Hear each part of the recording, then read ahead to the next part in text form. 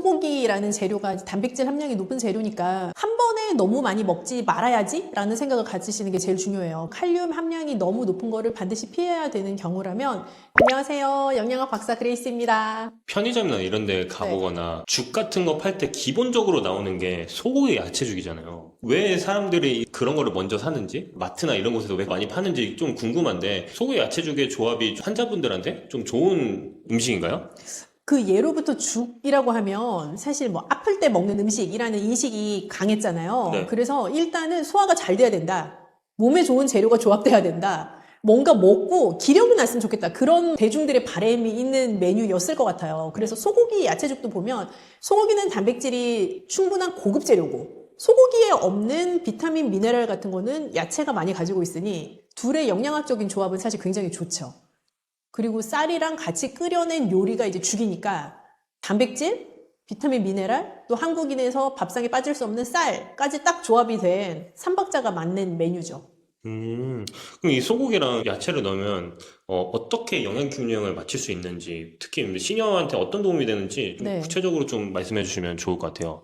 우선 소고기는 단백질, 철분 이게 가장 중요한 영양소거든요. 그래서 소고기의 단백질은 소화 흡수율이 아주 높은 생체 내에서 잘 활용될 수 있는 효용성이 높은 단백질이고요. 소고기에 들어가 있는 철분도 흡수율이 높은 철이에요. 그래서 소고기 자체는 고단백, 고철분 식재료에 해당을 하고 곁들여지는 야채 하면 우리가 미량 영양소에 해당하는 비타민, 미네랄, 또 생리활성 물질들이 충분한 그런 재료이니까 둘의 조합은 일단 뭐 궁합은 말할 것도 없고요. 어르신들이라고 하면 사실 고단백 재료를 먹어야 된다라고는 알고 있지만 소화에 조금 불편하겠다 싶은 생각을 하실 수도 있는데 소고기 야채죽 같은 경우는 우선 소고기의 고단백 함량과 그 성분 자체를 굉장히 편안하게 부드럽게 먹을 수 있는 방법이기도 하고 동시에 야채에 충분히 들어가 있는 식이섬유도 같이 먹을 수 있고 비타민, 미네랄도 같이 먹을 수 있으니까 너무 좋죠. 소고기 자체가 이제 고단백 식품이기도 네. 하니까 근감소증 같은 거 개선에 도움이 될 수도 있겠네요. 개선에 도움이 된다라는 개념보다는 근감소증이 최대한 늦게 올 수 있게 도움을 줄 수 있는 재료인 것은 맞죠. 예방적인. 네, 고단백 제품이면서도 동시에 내가 어떤 부위를 선택하느냐에 따라서는 또 지방 함량을 최소화해서 섭취할 수 있는 식재료가 소고기이기 때문에 또 단백질을 꾸준히 뭐 조금 양질로 섭취하셔야 되는 분들이라면 소고기는 너무 추천하는 재료이죠. 혈압 관리에도 좋을 것 같아요. 일단 소고기 야채죽이라는 메뉴에서부터 시작해보면 야채 자체가 가지고 있는 효과를 다 누릴 수 있는 메뉴여서 혈압 관리에도 도움이 되죠. 소고기와 야채를 한 솥에 끓였을 때 너무 오래 끓이면 좀 영양 손실이 있을 것 같거든요. 야채는 그렇죠. 그래서 소고기를 먼저 볶아서 그 소고기 자체를 육수를 내는 느낌으로 푹 우리셨다가 거기에 쌀을 넣고 마지막에 채소를 넣으시면 채소 가지고 있는 영양소는 다 지킬 수 있고 맛도 또 씹히는 식감도 다 지킬 수 있으면서 소고기가 가지고 있는 단백질 영양소는 부드럽게 먹을 수 있는 좋은 방법이죠. 그럼 이런 거를 끓였을 때 그럼 불 강도는 어느 정도로 해놓으면 좀 좋을까요? 뭐 너무 와 이렇게 세게 끓이면 안 되고요. 네. 약간 중약불? 중약불 한 몇 분 정도가 좋을지. 일단 소고기를 잘게 다져서 이제 볶은 다음에 물을 넣어서 육수를 낸다고 생각하면 그 중약불에서 한 뭐 15분 정도 육수를 푹 내시면 좋을 것 같고 거기에다가 불려놓은 쌀을 갈고 그걸 넣어서 다시 한 15분 정도 푹 끓이셨다가 또 채소를 넣어가지고 5분 정도 끓여서 마무리하면 좋을 것 같아요. 집에서 소고기 네. 야채죽을 끓이고 싶을 수 있잖아요. 그럴 때 좀 맛있게 끓이는 방법이나 좀 재료 응용법? 그런 비법이 있으면 좀 좋을 것 같습니다. 먼저 소고기를 볶으실 때 참기름을 살짝 둘러서 볶으시면서 뭐 기호에 따라서 마늘 같은 거 살짝 넣으셔가지고 볶아도 너무 좋고요.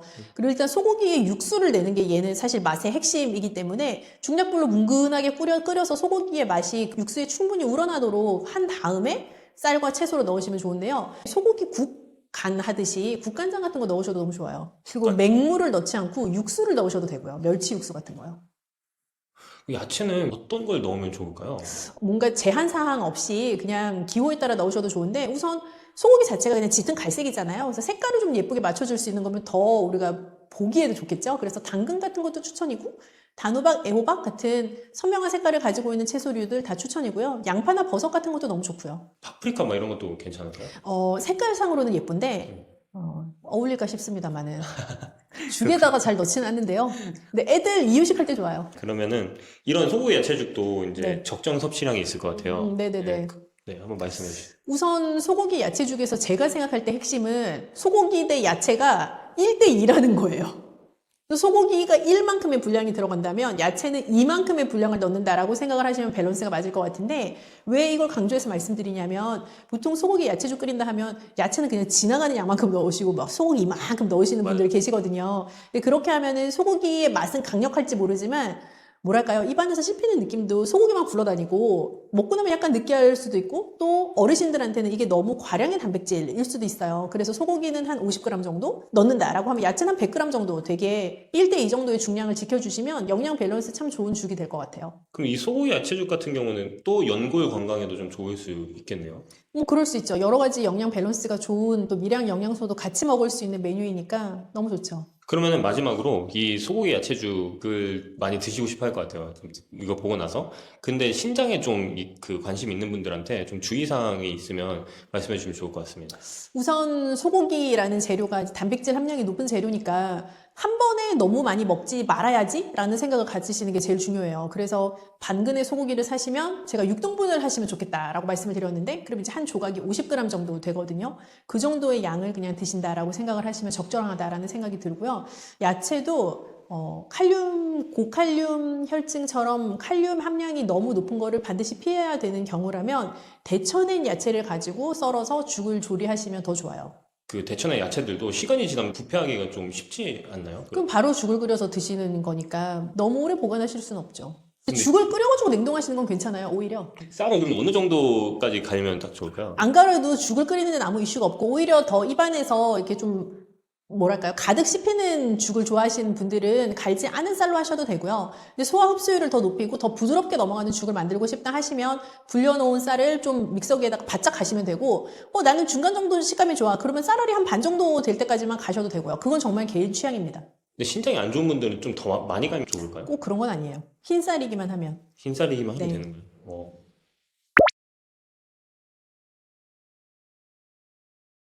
소고기 야채죽. 네, 소고기 야채죽. 소고기 야채. 근데 시중에도 소고기 야채죽 많이 팔잖아요. 네, 그렇죠. 많이 파는데 그 맛있는 소고기 야채죽은 좀 흔치 않은 것 같아요.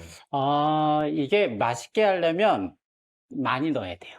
소고기를 네, 소고기도 많이 넣어야 되고, 네. 야채도 많이 넣어야 되고. 그런 걸 하기가 정말 쉽지 않은데 네. 오늘 약간 소고기 야채죽 맛있게 만드는 법을 좀 알려주시면 좋을 것 같습니다. 그럴까요? 오늘은, 제가 특별히 이제 이런 야채들을 이제 더 가져오긴 했는데, 당연히 그 소고기 야채죽이니까 소고기가 들어가야 되고, 그리고 이제 밥 같은 형태가 들어가고, 그리고 부추도 살짝 들어가고요. 이제 저희가 약간 야채들 썰어 놓은 상태. 얘가 좀 큰 거로 보여드릴까요? 이렇게 냉동 해동된 상태이긴 하는데 저는 이제 야채들을 이렇게 다 잘라서 이렇게 냉동시켜 놓고 사용하고 있습니다. 요거랑 이렇게 육수 이렇게 총 5가지 재료가 필요합니다. 저희가 약간의 감칠맛을 좀 더 높이려고 치킨 스톡이라고 매기 소스를 좀 사용하고 있어요. 매기 소스는 한 어느 정도 양 넣으면 좋을까요? 그냥 1인분 분량을 생각하면 한 티스푼 정도? 한 티스푼 정도? 네, 이게 엄청 농축된 짠맛이 있어요. 그래서 그 한 티스푼 넣어도 1인분 분량으로 충분합니다. 아, 네, 알겠습니다. 그 야채는 뭐뭐 들어있는지 한 번만 설명해 주시면 좋을 것 네. 같아요. 야채는 보시면 이렇게 푸른빛 나는 게 애호박, 그 다음에 양파, 당근, 양배추, 감자 이런 형태. 부추도 송송 썰어가지고 이렇게 들어가고요. 아까 얘기했던 죽밥, 그리고 이 소고기. 소고기는 그 다진 형태로 정육점에 팔거든요. 이게 안심이에요? 아니면 어떤 얘는 그 목심 목심? 형태로 안심 같은 거 사용해도 되고요. 그리고 이제 적당량 기름도 이제 이 음식에 풍미를 올려주거든요. 이제 목심 같은 것도 사용하셔도 되고. 그렇습니다. 좋습니다. 그런데 얘 같은 경우는 저는 이제 한번 참기름에 살짝 볶아놓은 거예요. 볶아놓은 다음에 얘도 이제 그 냉동 보관했다가 이렇게 소분된 형태로 사용하고 있거든요. 네. 좋습니다. 한번 기대가 됩니다. 네. 어떻게 요리를 하실지. 네. 육수를 한 컵 반 정도 분량을 붓고요. 네.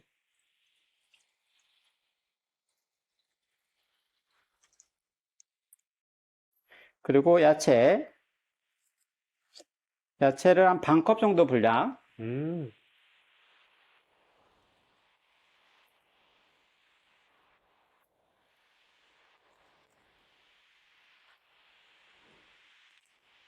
그리고 부추는 맨 나중에 넣을 거고요. 그리고 밥도 아까 육수와 동일하게 한 컵 반 정도 넣으시면 됩니다.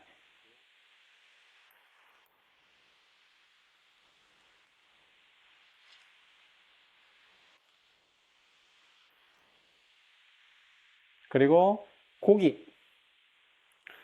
한 반 컵 정도 분량 생각하면 될 것 같고요.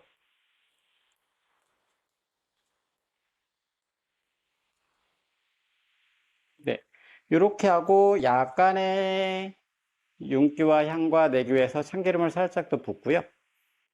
이렇게 끓여주시면 되고 부추 한 2숟가락 넣어서 마무리해 주시면 되는 거예요. 마무리라는 거는 이거 좀 어느 정도 익힌 다음에 네, 한 마지막 80% 정도 이제 얘가 다 부글부글 끓었고, 이제 먹을만하다. 생각했을 때 부추 한 2숟가락 정도 넣어가지고 이렇게 후 마무리 끓여가지고 드시면 됩니다.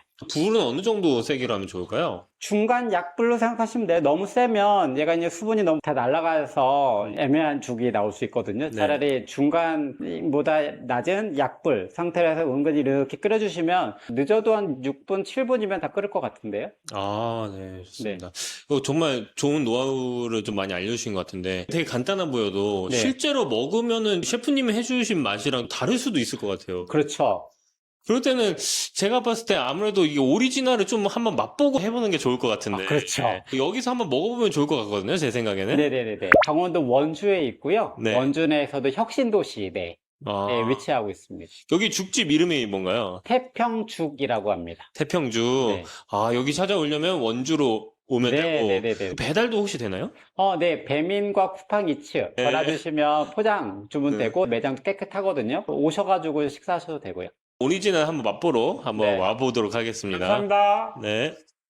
소고기와 들깨 자체의 밸런스가 강력하다고 말씀드렸잖아요. 네. 그런 강력한 밸런스를 부드럽게 먹을 수 있는 방법이기 때문에 소화 흡수에 너무 좋죠. 네, 박사님 안녕하세요. 네, 안녕하세요. 영양학 박사 그레이스입니다. 박사님 요즘 들깨가 인기가 많거든요. 네. 그리고 이제 단백질 얘기로 소고기 얘기도 굉장히 관심을 많이 가지고 계시는데 이 두 개가 좀 조합이 되면 좀 어떨까요? 소고기랑 들깨요? 네. 둘은 궁합이 나쁘지 않죠. 일단 소고기는 네. 단백질이 많은 재료이고 네. 들깨는 오메가3 불포화지방산이 많단 말이에요. 물론 소고기만도 사실 굉장히 영양 밀도가 높고 영양가가 좋은 식재료인 거는 맞아요. 그런데 소고기에 있는 기름은 포화지방, 들깨는 불포화지방산이 많으니 둘이 딱 합쳐지면 아주 맛의 보완뿐만 아니라 영양소 밸런스가 좋죠. 사실 강력한 것 같은데요. 그 이 두 개랑 같이 조합되는 포화지방산과 불포화지방산이라고 네. 말씀을 해주셨는데 그거 말고도 좀 소고기에는 좀 단백질이 좀 많이 있잖아요. 네네네. 뭐 적정량의 단백질을 이제 꾸준히 드시라라는 지침을 몇 번 드렸었는데 그럴 때 쓰기 딱 좋은 재료가 이제 소고기죠. 근데 다만 기름기가 적은 부위를 선택하시는 게 중요하죠. 소고기 기름은 포화지방이 많으니까요. 그래서 기름기가 적은 살코기 소고기를 선택을 하셔서 드시면 굉장히 양질의 단백질로 드실 수 있고 무엇보다 소고기에는 철분 함량이 높아요. 그래서 빈혈이 있기가 쉬운 어르신들한테도 소고기는 단백질도 채워주고 철분도 채워줄 수 있는 또 빈혈도 예방해줄 수 있는 그런 좋은 재료죠. 기름기가 적은 살코기 부위는 어떤 부위가 있을까요? 안심? 안심. 네. 그러면은 이런 소고기가 이제 단백질, 근육 이런 쪽에 도움이 된다고 했는데 네. 어르신들 같은 경우는 하체 근육이 급격하게 빠지잖아요. 나이가 그럴 수 들면 있죠. 들수록 네. 하체 근육을 지키는데 좀 더 도움이 될 수 있을까요? 뭐 하체 근육으로 먹은 소고기가 다 간다는 말씀 못 드리고요. 네. 우리가 특정 부위의 근육은 운동을 해서 키워야죠. 근데 이제 다만 단백질을 양질로 잘 드시는 거는 운동과 함께 굉장히 중요한 이제 근육 건강에 중요한 요소이기 때문에 흡수율도 좋은 단백질로 소고기는 아주 좋은 식재료예요. 근데 이런 단백질 같은 걸 먹었을 때 좀 연골이나 이런 쪽이랑도 연관이 있을 수 있을까요? 그럴 수도 있죠. 근데 뭐 소고기를 먹게 되면은 이제 철분 함량도 높지만 소고기와 함께 곁들이는 다른 음식을 통해서 뭐 칼슘도 충분히 드실 수 있고 마그네슘도 섭취할 수 있고 하니까요. 그런 것들이 다 힘을 합쳐서 연골도 튼튼하게 해줄 수 있는 역할을 하는 거죠. 소고기 이런 고기류를 듣기만 해도 많이 먹어야겠다는 생각이 드네요. 그러면은 들깨 얘기를 좀 해보고 싶은데 들깨 있는 몸에 좋은 기름이 심장과 관절에 어떤 도움이 되는지. 저는 그 순댓국 먹을 때 들깨 이렇게 들깨 가루? 빻은 거. 예. 그건 이제 들깨 가루고 네네. 우리가 보통 깨라고 하면 우리 머릿속에 있는 깨는 참깨란 말이에요. 이렇게 아, 네네. 약간 작은 물방울 같이 생긴 거. 맞아요, 근데 맞아요, 맞아요. 동그랗게 생겼어요. 점처럼 동그랗게. 그래서 그래요? 들깨 가루만 보신 분들은 들깨의 원래 모양을 잘 모르시고 참깨랑 비슷하다고 생각하실 수 있는데 특히 젊은 분들은 네. 들깨는 아주 동그랗게 새까맣게 생긴 깨예요. 그래서 들깨를 거피를 하냐 그렇지 않느냐에 따라서 이제 들깨 가루의 고운 정도도 달라지기도 하는데요. 들깨 가루로 드셔도 들깨가 가지고 있는 오메가3의 영양은 그대로 다 많이 드실 수가 있고 통 들깨로 드셔도 좋고요. 그래서 들깨 자체가 가지고 있는 오메가3의 이점을 잘 노리려면 통 들깨, 들깨 가루, 들기름 다 괜찮아요. 네. 통으로 먹는 건 좀 소화에 불편하실 것 같다는 생각이 들어요. 그래서 제가 들깨의 이점은 통 들깨, 들깨 가루, 들기름 다 해당 사항이 있다라고 방금 말씀을 드렸는데 어떻게 보면 개인 취향이기도 하고 뭐 요리의 용도에 따라서 다르기도 하고요. 들기름 같은 경우는 마지막에 그 들기름의 향을 살짝 내고 싶을 때 쓰는 재료라면 들깨 가루는 말씀하신 것처럼 뭐 순댓국에 넣어 먹는 재료이기도 하고 혹은 뭐 들깨 죽을 끓일 때에도 들깨 가루로 끓일 수 있기도 하고요. 근데 통 들깨는 고명처럼 올라가는 가니쉬의 느낌이기도 하고요. 또 씹는 식감도 주는 재료여서 세 가지를 적절하게 잘 사용하시면 들깨의 이점을 잘 써먹으실 수가 있죠. 소고기, 들깨, 죽 그냥 먹었을 때랑 죽으로 먹었을 때 그 차이점이 좀 있을까요? 영양적으로? 우선 소고기 들깨 죽을 만약에 끓인다라고 하면 우선 소고기를 잘게 다져서 이제 볶아가지고 쓰게 되는데 고기 자체도 힘줄로 다 들어가 있는 단백질 덩어리잖아요. 네. 그래서 그거를 잘게 만들게 되면 아무래도 드시는 분들의 소화 흡수를 훨씬 더 용이하게 해주는 조금 더 쉬워지는 재료가 되는 거죠. 내 몸 입장에서는 단백질을 더 잘 받아들일 수 있는 재료가 되고 그걸 가지고 좀 볶다가 이렇게 푹 우려낸 국물 육수에다가 죽을 끓이는 거니까 소고기의 영양소를 충분히 다 섭취할 수 있다는 장점이 있고요.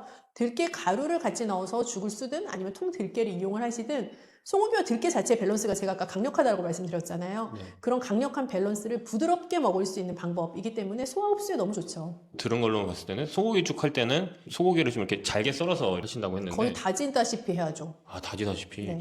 그런 방법 외에도 좀 이 소고기 들깨죽을 만들었을 때 맛있고 좀 영양가 있게 만들어 먹을 수 있는 방법이 있을까요? 우선 우리가 소고기 국을 끓인다고 가정하면 이 소고기를 어떻게 맛있게 육수를 내느냐가 중요하잖아요. 소고기 들깨죽도 결국에는 비슷한데 잘게 다진 소고기를 뭐 참기름도 좋고요. 근데 살짝 이렇게 볶아서 겉면을 볶고 나면 고기가 안에 육즙이 탁 생기잖아요.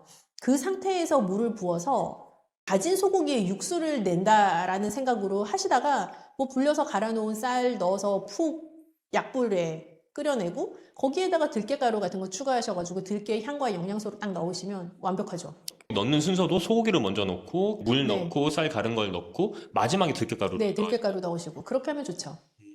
그럼 여기다가 좀 얘를 더 맛있게 그런 재미를 더 더할 수 있는 재료가 있을까요? 일단 통 들깨 너무 좋고요. 그리고 통 들깨 자체는 이제 식이섬유를 가지고 있지만 다른 재료들 뭐 들깨 가루를 넣는다거나 한다고 해서 식이섬유가 확 올라가는 건 아니어서 저는 버섯 같은 것도 같이 넣기에 참 좋은 재료라는 생각이 들어요.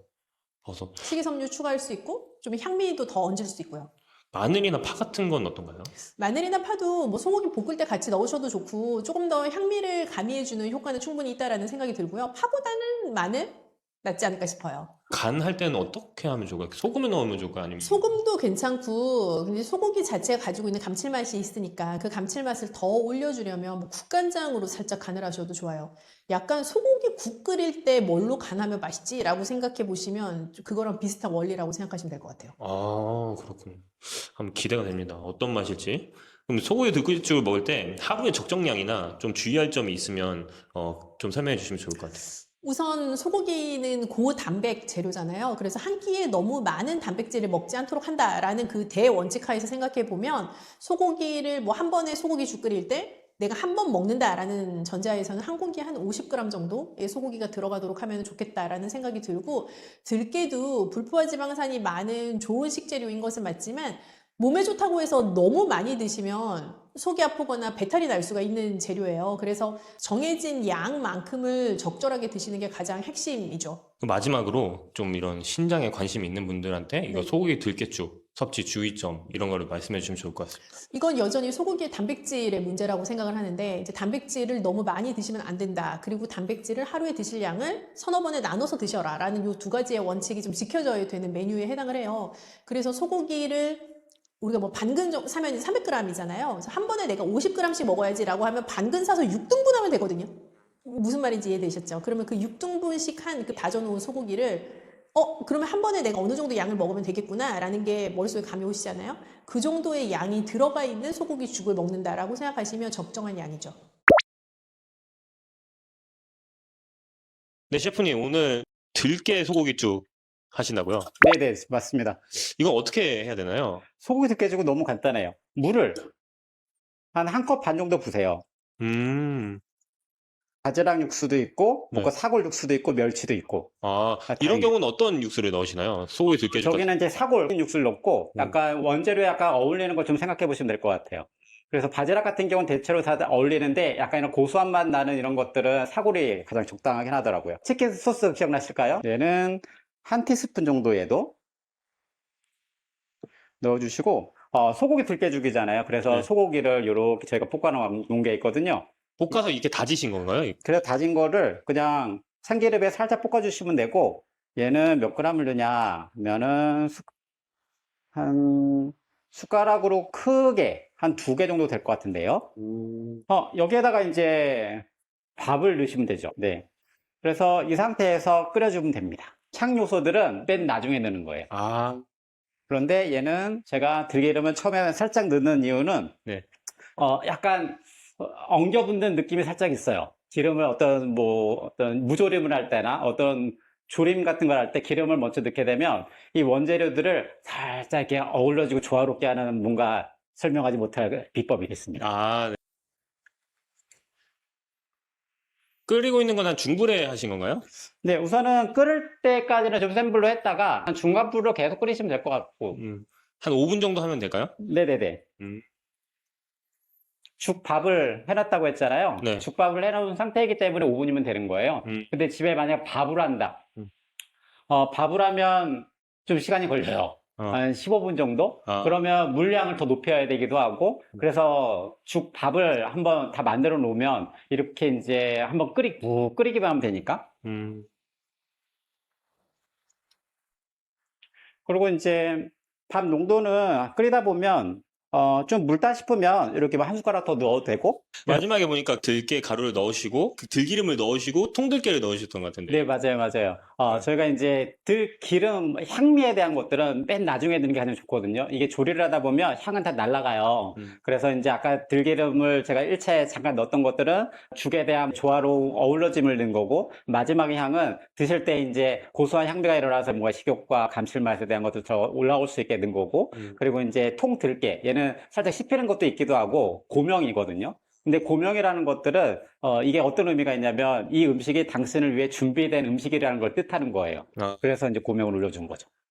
아까 그 고객도 어제 바지락죽 드셨다가 오늘은 또 소고기 들깨죽 드시고 매일 오실 것 같습니다. 네, 단골이 생겼네요. 네네네. 네.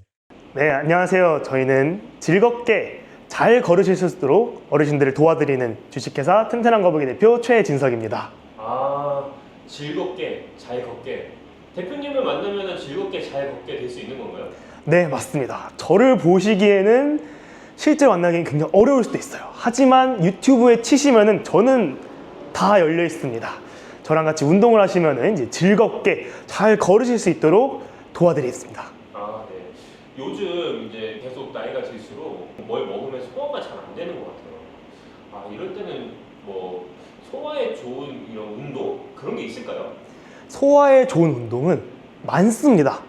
자, 어르신들, 자, 배가 아프거나 했었을 때 이렇게 문지르기도 하죠. 네. 그리고 배가 너무 아프다 하면은 이렇게 몸을 웅크리기도 해요. 그런 것 자체가 뱃속에 있는 것들은 다 또 근육으로 이루어져 있어요. 특히 소화관에서 이렇게 밑으로 내리는 것조차 근육으로 이루어져 있어요. 그래서 저희는 이 배 쪽의 운동을 늘리고 비틀고 하는 것만으로도 소화에 굉장히 도움이 됩니다.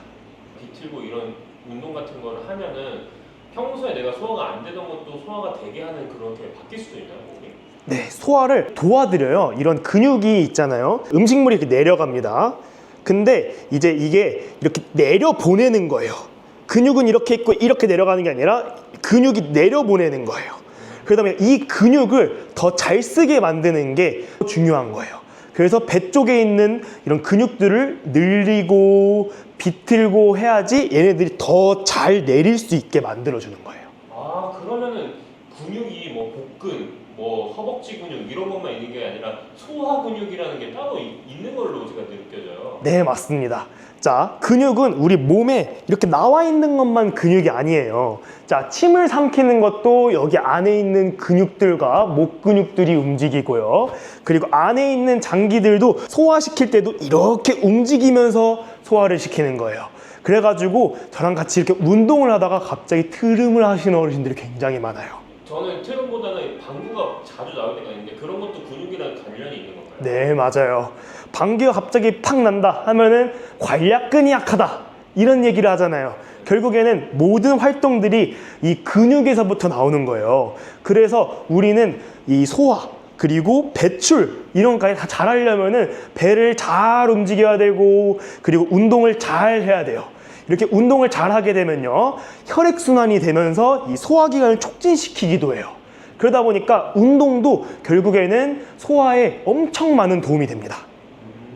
그러면은 저희가 밖에서 나가서 운동하는 건 너무 어렵고 그리고 덥거나 추우면은 뭐더 힘들잖아요. 그러니까 집에서 할 수 있는 좀 소화에 도움이 되는 운동을 좀 추천해 주실 수 있을까요? 네, 그러면은 저랑 같이 이제 앉아서 소화에 도움되는 운동들을 할 거예요. 자, 운동에 대한 준비를 또 해볼 거예요. 자, 오늘은 배를 많이 움직여 볼 거예요. 자, 배를 많이 움직일 때는요, 앉아서도 효과를 느껴야 돼요. 자, 다리를 조금 벌려 주실게요. 그리고 엉덩이를 조금 뒤로 빼면요, 배에 힘이 들어가요. 배에 힘이 들어가가지고 이 상태가 앉아서도 충분하게 운동을 잘할 수 있다의 첫 번째 자세예요. 이게 은근 힘들어요. 왜냐면은 이러고 있는 게 결국에 힘들다가 이렇게 돼버리죠. 그만큼 내가 이 동작을 유지하기 위해서 배에 힘을 쓰고 있는 거예요. 자, 이 상태로 같이 운동을 해볼 거예요. 자, 배를 늘려주고 비틀어 볼 건데요. 자, 처음에는 옆구리부터 이렇게 늘려줄 거예요.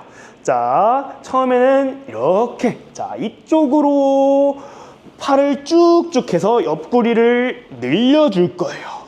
자, 옆구리를 늘려준다 생각을 할 거예요. 갈비뼈가 아프세요? 자, 너무 늘어났고 이게 굳어 있을 수도 있어요. 굳어 있게 되면요, 어르신들, 편마비인 어르신들도 있고 굉장히 근육이 수축되어 있는 어르신들이 있어요. 그러면은 하지 않으셔도 괜찮아요. 최대한 이 정도만 움직여도 괜찮고요. 이렇게 쭉쭉 하는 것도 너무 좋은데요, 이게 안 되면은 몸만 이렇게 해도 괜찮아요. 몸을 움직이는 게 중요한 거예요. 자, 이렇게 귀 옆으로 해주시는 것도 너무 좋지만 이게 어깨가 힘드니까 앞쪽으로 해주셔도 괜찮고 결국에는 몸을 옆으로 미는 게 굉장히 중요해요. 자, 이렇게 한쪽씩 10번씩 해보겠습니다. 시작! 하나, 둘, 옆으로, 셋, 넷, 옆구리 늘는데, 5, 6, 7, 쭉쭉 해주세요. 8, 9, 10. 좋아요. 자, 옆구리가 막 늘어났죠? 이제 옆에 옆구리가 섭섭해하니까 바로 이쪽도 해볼 거예요. 이쪽도 쭉쭉 늘려줄게요. 시작! 하나, 둘, 셋, 넷, 5, 6, 7, 8, 9, 10. 좋아요. 자, 이렇게 옆구리가 쭉쭉 늘어났어요. 그러면은 우리 장기들의 근육도 놀라가지고 이렇게 막 늘어났어요. 늘린 거를 바탕으로 자, 같이 어려운 걸 볼 거예요. 자, 이거는 굉장히 좋은 운동인데요. 다 같이 웨이브를 할 겁니다. 자, 중요해요. 자, 얼굴부터 내밀고 배 내밀면서 올라올 거예요. 자, 머릿속에 자, 얼굴 내밀고 배 내민다 생각할 거예요. 자, 얼굴 내밀고 배 내민다 생각할 거예요. 배를 내밀어야 돼요. 배를 내밀어야 되고요. 그리고 이 동작은 계속해서 해줘야 돼요. 왜냐면은 배를 구부렸다가 늘렸다가 내밀면서 허리 쪽에 힘도 좀 줄 수 있고, 자, 배는 앞뒤가 있어요. 앞뒤가 있으니까 이렇게 복합적으로 움직여주는 게 굉장히 중요해요. 그리고 내가 좀 더 요염하게 할 수도 있고요. 그리고 이거 하다 보면 더 실력이 느니까 나중에 장기자랑을 나가셔도 괜찮아요. 자, 얼굴 내밀고 배 내밀고, 자, 천천히 같이 10번 해볼 거예요. 자, 손은 무릎 위로 얹어주시고, 자, 같이 10번 해볼게요. 시작. 하나, 좋아요. 둘, 배 내밀어주세요. 셋, 넷, 배 쭉쭉. 다섯, 자, 얼굴부터 여섯, 일곱, 배 내밀어주세요. 여덟, 아홉, 자, 마지막, 이야, 좋아요. 자, 배를 이렇게 꿈틀꿈틀 대면서 배에 힘도 주고 굽히기도 하고, 자, 이런 게 가장 소화에 좋은 거예요. 근데 배가 엄청 땡기는데 이게 결국엔 그 소화 근육을 단련시키는 도움이 된다는 말씀인 거죠? 맞아요. 배는 결국에도 이렇게 밑으로 내리는 게 중요하고요. 내리는 것도 근육이고, 이 근육을 늘렸다가 접어주는 것도 소화에 굉장히 큰 도움이 됩니다. 근데 이게 복근 운동이라고 해가지고 윗몸 일으키기나 플랭크 이런 게 있잖아요. 그런 거에 비해서 지금 하는 이 운동이 조금 더 소화에 더 도움이 되나요? 자, 플랭크나 이런 것들은 근육을 이렇게 버텨주는 것들이 많아져요. 그런 것도 괜찮지만 우리는 말했잖아요. 소화에 도움이 되는 거. 그러면은 첫 번째로 늘려주고 비틀어주면서 얘네들이 점점 유연하게 만들어줘야 돼요. 근육처럼 단단하게 버티고 단단하게 이런 느낌보다는 비틀어주면서 유연하게 해주는 게 조금 더 중요합니다. 자, 그러면은 한 번 더 해볼 거예요. 웨이브 동작이 가장 좋아요. 가장 좋고 가장 연습하기에 제일 좋은 거니까 한 번만 더 해볼게요. 자, 무릎 손에 올리고 시작. 하나, 둘, 트림이 나오려고 그래요. 셋, 좋아요. 넷, 다섯, 여섯, 일곱, 배 내밀어야 돼요. 여덟, 아홉, 열, 좋아요. 자, 이렇게 배를 꿈틀꿈틀 대니까 이제 점점 소화가 되고 있어요. 자, 이렇게 늘려주는 거였어요, 계속. 자, 그러면 이제 비틀어주는 것도 해야겠죠. 얌전하게 또 비틀어 볼 거예요. 자, 어깨에 이렇게 손 한번 올려줄게요. 손 한번 올려주고 천천히 쭉 비틀어 볼 거예요. 자, 쭉 비틀어 볼 건데요. 이게 배를 돌린다 생각하는 게 아니라 어깨를 넘긴다 생각해주면 더 잘 돌아가요. 어깨를 뒤로 넘긴다 생각해 주시면은 배가 자연스럽게 돌아가요. 자, 이것도 천천히 하나, 둘 이런 식으로 해볼 거예요. 자, 손 한번 올려주시고, 자, 한번 쭉쭉 비틀어 볼게요. 시작. 하나, 둘, 셋, 넷, 다섯, 여섯, 일곱, 여덟, 아홉, 열.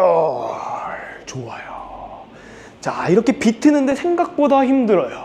그냥 나는 몸 비틀기만 했는데 몸을 이렇게 딱 안쪽으로 이렇게 해주시고 쭉쭉 하면은 더 돌리는 거에 집중하면서 할 수 있어요. 이런 운동을 하면은 약간 뱃살 같은 것도 많이 빠질 것 같아요. 맞아요. 뱃살이 이렇게 움직이다 보니까 계속 돌리면서 뱃살이 빠지고 뱃살이 말랑말랑해지기도 하고요. 그리고 배를 움직이는 게 생각보다 많이 힘이 들어요. 다리를 움직이는 것도 힘이 많이 드는데 배를 움직이는 것도 안에 장기들도 많고 돌리는데 힘도 들다 보니까 살도 많이 빠지고 이런 거 돌리는 거 많이 해줘야 돼요. 특히 여기는 허리랑 연결돼 있으니까. 자, 지금 돌리는 거 했어요. 그러면은 빠르게 또 해볼 건데 옆구리를 접어주는 것도 해볼 거예요. 옆구리를 접어주는 거 할 건데요. 자, 손으로 발 뒤꿈치를 톡톡 두들겨 줄 거예요. 톡톡 두들겨주면은 여기를 접는다의 생각을 하면서 진행해 볼 거예요. 바로바로 해볼 거예요. 자, 발 뒤꿈치에 손 닿기 해볼게요. 시작. 하나, 둘, 셋, 넷, 다섯, 여섯, 일곱, 여덟, 아홉, 열. 좋아요. 자, 이렇게 비틀기도 해봤어요. 비틀기도 해봤는데요. 자, 어르신들 여기서 나는 이게 허리가 아파서 못해, 이런 어르신들을 위해서 그 허리를 이렇게 돌리지도 못하고 움직이지도 못하는 어르신들을 위해서는 이런 운동이 또 있어요. 자, 모든 복부 운동은 자, 복부를 움직여야만이 복부 운동이 아니에요. 배 운동은 배에 이렇게 접으면서 하는 운동도 있지만 배가 힘을 주면서 버티는 것도 운동 중에 있어요. 자, 빠르게 해볼 거예요. 자, 배에다가 힘을 준 상태에서 팔을 먼저 움직여 볼 거예요. 자, 팔을 먼저 움직이는 거 먼저 해볼 거예요. 자, 배에 힘 주고 팔 먼저 빠르게 움직여 볼게요. 10번 세볼 거예요. 시작. 하나, 둘, 셋, 넷, 다섯, 여섯, 일곱, 여덟, 아홉, 열. 좋아요. 자, 이렇게 하면은 뭐가 배에 힘이 들어가는 거냐 하지만 팔이 움직일수록 이 팔에 연결되는 근육들이 있어요. 걔네들이 이 팔을 버티게 하려고 배 쪽에 살짝 균형을 잡아줘요. 자, 다음 동작으로 넘어갈 거예요. 자, 다리도 움직여줄 거예요. 다리도 움직여주는데요. 아까 한 거 있어요. 자, 아까 한 거 있어요. 자, 우리 막무가내로 할 거예요. 자, 다리. 헷갈릴 것 같아요, 이거 하면서. 맞아요. 다리도 움직이고요. 그리고 팔도 움직일 거예요. 자, 그러면은 우리가 다리도 움직이고 팔도 움직이니까 몸이 너무 힘들어요. 자, 모든 사지가 지금 막 움직이는데 균형을 잡을 수 있는 건 배밖에 없어요. 배에 힘을 막 주는 거죠. 자, 이런 식으로 해볼 거예요. 자, 이거는 막 움직이는 게 중요한 거예요. 막 움직여야 돼요. 막. 자, 내가 다리를 드는 건지 손을 드는 건지 모를 정도로 막 움직여 볼 거예요. 자, 13 볼 거예요. 자, 준비해 주시고. 자, 시작. 하나, 둘, 셋, 넷, 다섯, 여섯, 일곱, 여덟, 아홉, 열. 좋아요. 자, 어르신들 이런 식으로 상지, 하지를 다 움직여주면요, 배가 막 난리나요. 얘 왜 이러지? 나 지금 가만히 있고 싶은데 가만히 못 있게 하는 거예요. 그런 식으로 허리가 아프신 분들도 자, 이렇게 배를 꿈틀꿈틀 하는 게 힘들면은 배를 버티고 팔을 움직이는 것도 있고 팔다리를 다 같이 움직이는 것도 있어요. 그리고 다리를 또 이렇게 움직여 줄 거예요. 자, 마지막이에요. 자, 마지막 운동은 자, 다리를 뻗으시고 우리 물장구 칠 거예요. 물장구 칠 거예요. 자, 물장구 치면 뭐가 될까요? 자, 다리가 막 움직이니까 배가 또 버텨야 돼요. 배가 또 버텨야 되니까 또 배에서는 막 힘을 주고 있어요. 자, 이것도 마지막으로 해볼게요. 자, 다리 뻗으시고 마지막 10번 물장구 칠게요. 시작. 하나, 둘, 셋, 넷, 다섯, 여섯, 일곱, 여덟, 아홉, 열. 와, 엄청 힘드네요, 이게. 자, 소화가 이렇게 힘듭니다. 막 내리면서 이 소화를 촉진시키다 보니까 저는 방금 수업하다가 트름이 나올 뻔했어요. 자, 이런 식으로 배를 막 움직여주면요, 힘들기도 힘들고 소화도 잘 되고 우리 모든 장기들은 다 근육으로 이루어져 있는 거, 그거 생각하시면은 우리 이렇게 배 운동하면은 소화가 촉진되는 거, 소화가 더 잘 되는 거 생각하시면서 이런 운동들 계속해서 따라해 주시면 되겠습니다. 굉장히 재밌는데 이 운동을 주에 한 몇 번 정도 하면 좋을까요? 자, 이런 운동은 주에 꼭 2번 이상씩을 해줬으면 좋겠어요. 자, 주에 한 번 하면요, 어르신들 몸의 기능은 점점 나이가 들면서 내려가고 있어요. 주에 한 번 하면요, 내려가다가 살짝 유지하면서 결국에 내려가요. 근데 주에 2번씩은 해야 돼요. 그래야 유지를 하죠.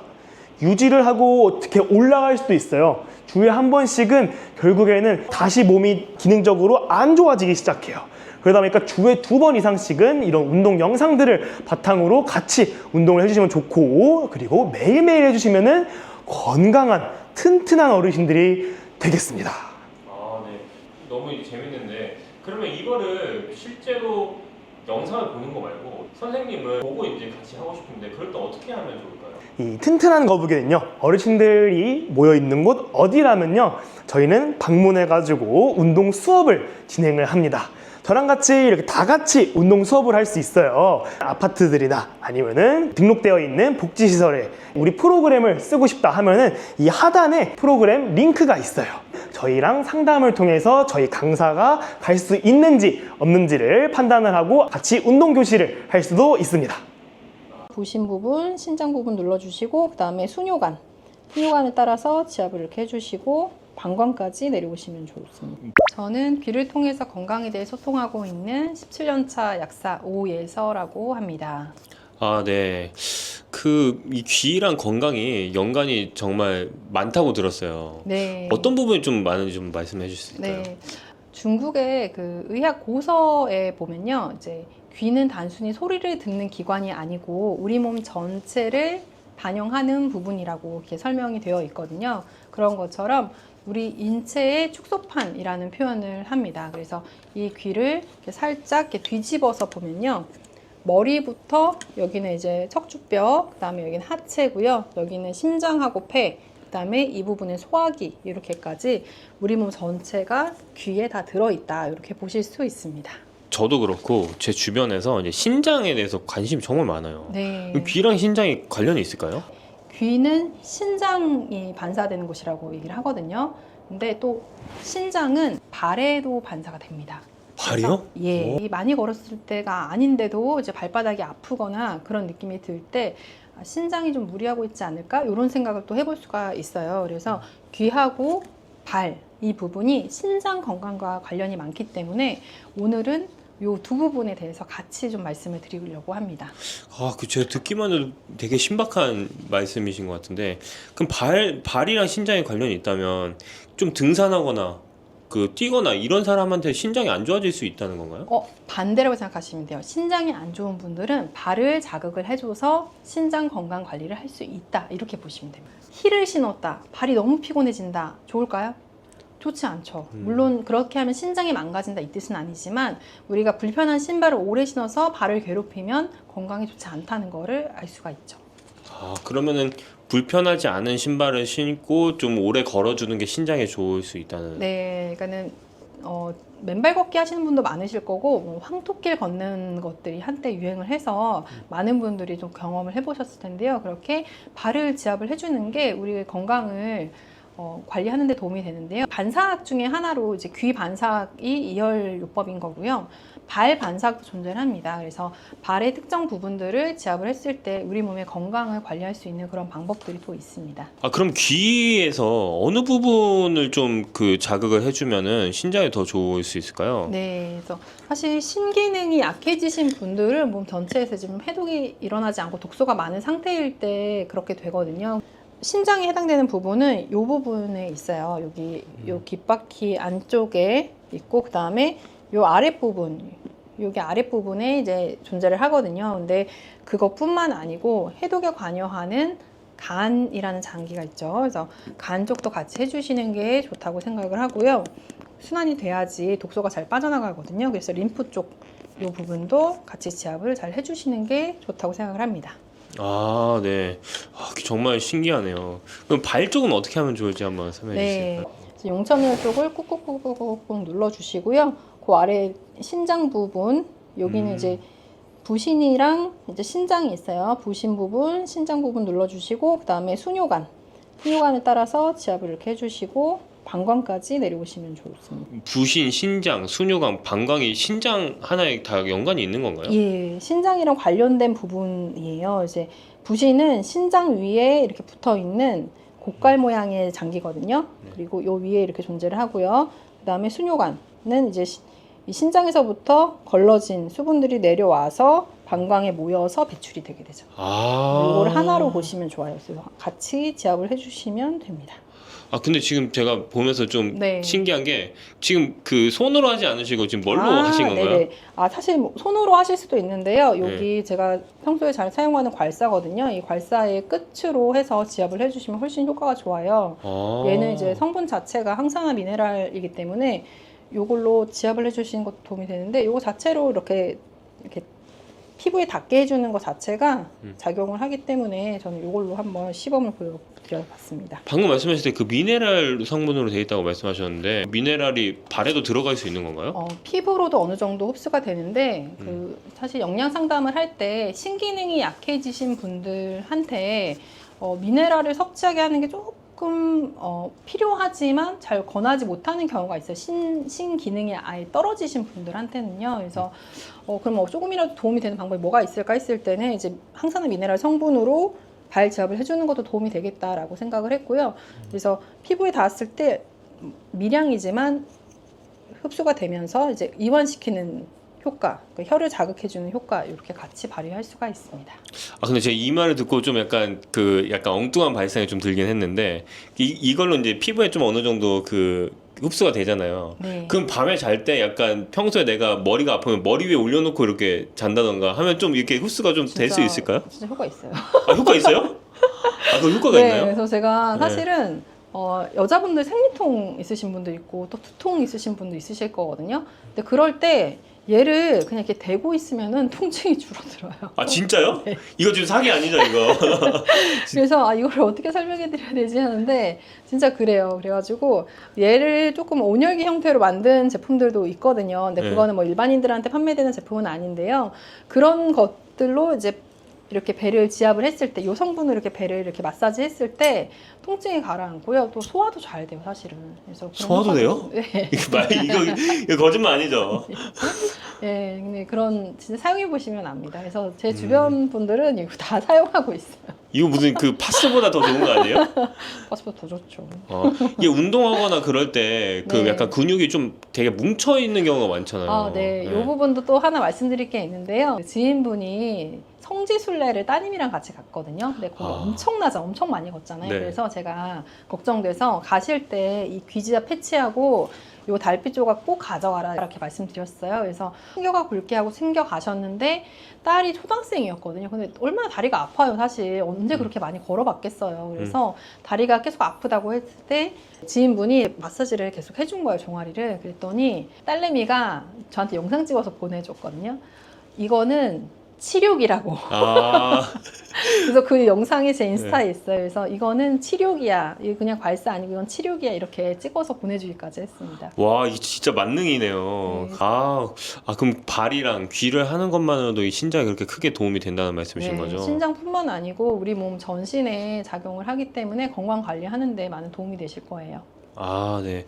아, 정말 이거 되게 재밌는 소재인 것 같네요. 그 달빛 조각 괄사라고 하셨나요? 예, 달빛 조각 괄사입니다. 목에 지금 걸고 계시잖아요. 아, 맞아요. 네. 만약 이걸 구매하면 그 목에 있는 것까지 같이 세트로 나오는 건가요? 사실은 원래는 제품이 이것만 있는데요. 네. 이렇게 있으니까 잃어버리셨다는 분들이 있었던 거예요. 너무 아깝잖아요. 이거. 네. 왜냐면 이거 평생 쓸 수 있는데. 그래서 이거 잃어버리지 않게 하려면 어떻게 해야 되지 해서 제가 요거를 이렇게 걸어서 사용을 해봤더니 너무 편하고 좋은 거예요. 그래가지고 요렇게 제가 이렇게 포장해서 드려요. 요렇게. 근데 그렇게 하면 목걸이하고. 안 무겁나요? 목이? 이거 되게 가벼워요. 아. 놀라실 거예요. 이거 무게가 한 30g? 30g? 네, 엄청 가벼워요. 와, 그래서 네, 그래서 이렇게 목에 걸고 다니셔도 되고, 근데 좀 걸기 좀 그렇다 하시면은 요 파우치에 넣어서 핸드백에 딱 넣고 다니시면 돼요. 그 뭐 커피 마실 때나 맞아요. 아니면 누구 만나고 대화하고 있을 때 네. 갑자기 할 말이 생각 안 나면 이 머리에 대고 네. 좀 생각나게 하는 거 그렇게 할 수도 있을 것 같아요. 네. 옆 사람도 좀 해주고. 네. 한 번은 또 저의 다른 지인들, 왜냐면 제 지인들이 이걸 다 쓰고 있기 때문에 한 지인이 보통 이제 1년에 한 번씩 남편분이랑 같이 한 달 정도 여행을 다니시는 분이 있어요. 근데 그분이 요거를 여행 갈 때 이제 목에 걸고 가셨대요. 근데 이동 시간이 뭐 버스로 막 3-4시간씩 이동을 하다 보니까 중간에 할 일 없잖아요. 그래서 이거를 얼굴을 이렇게 계속 긁으셨대요. 이렇게. 근데 돌아와서 딱 봤는데 살이 너무 빠지신 거예요. 그래서 아니 가서 많이 걸으셨어요. 왜 이렇게 살이 빠졌어요? 했더니 자기 몸무게 하나도 안 줄었는데 이걸로 계속 얼굴 마사지를 했다. 거짓말 이제 거짓말 같은데. 아 진짜예요. 그래서 얼굴이 V라인이 돼서 왔어요. 이거는 사용해 보시면 제가 거짓말을 하지 않는다는 걸 아실 거예요.